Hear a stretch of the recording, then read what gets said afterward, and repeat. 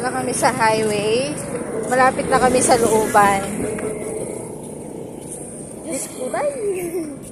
Oh, ito na. Dito na kami sa looban. Ayan na, oh. Papasok na kami sa looban na kung saan dito nakatira ang aking Mother Earth. Si Nanay Ingkit dito nakatira sa looban. Oh, 'di ba? Malapit lang sa tinitirhan namin. Mother Earth. Yes, si Mother Earth. Mother Earth. Malapit lang siya sa tinitirhan namin. Mas maganda yung nakaano kasi. Kung ikaw ay pamilyadong tao na, mas maganda talaga na nakaseparate ka. Diba? Oh, eh. Real talk na naman daw sabi ni Errol. Real talk po talaga.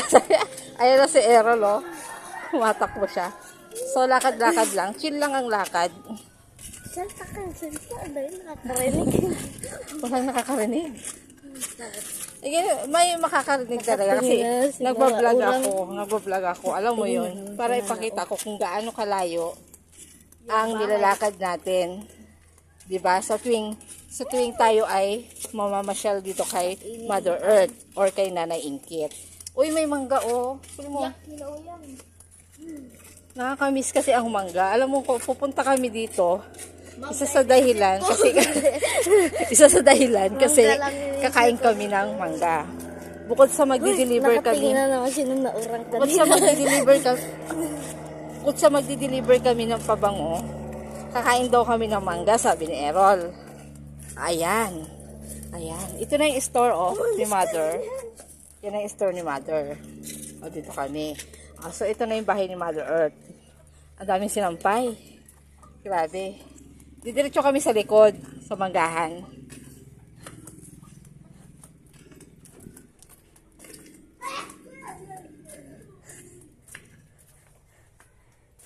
Didiretso kami sa likod sa manggahan. Andiyan si Nining. Dito yung manggahan. Ay, dali. Walang tao. Walang tao sa manggahan. Tayo mauna. Ayan na. Diba? Kami sa manggahan. Presko kasi dito. Napaka-presko. Ayun, oh. Dahil mangga. Mamimitas kami ni Errol ng mangga later on. Ayan. Ito yung sinasabi ko manggahan. Mangga! Dito kami tumatambay. Dito kami tumatambay ni Errol sa manggahan. Okay. So, nandito na kami. Ayun ang bahay ni Angelo. Yan. Okay. Thank you for watching.